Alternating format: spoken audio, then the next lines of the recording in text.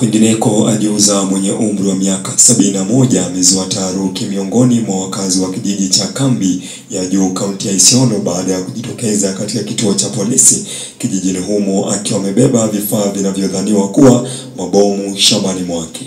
Ina Kairigio mwenye umri wa miaka 71 alipokuwa shambani mwake alikutana na vifaa viwili vya ajabu vilivyokuwa ardhini.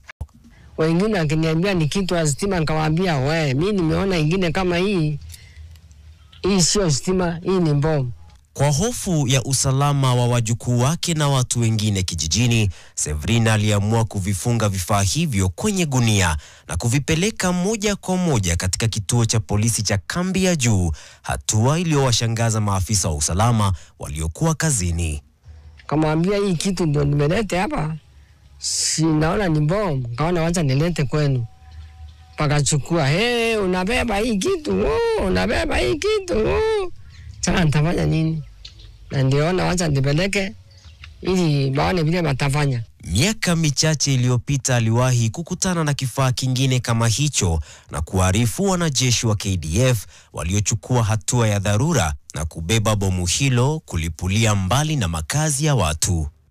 Wakazi sasa wanahofia kuwa huenda bado kuna mabomu mengine yaliyosalia kuzikwa ardhini tangu enzi za ukoloni. Wengine wanaamini kuwa mabaki hayo huenda yametokana na mazoezi ya kijeshi yaliyofanyika miaka iliyopita, kwa kuwa Isiolo ni nyumbani kwa kambi kadhaa za jeshi.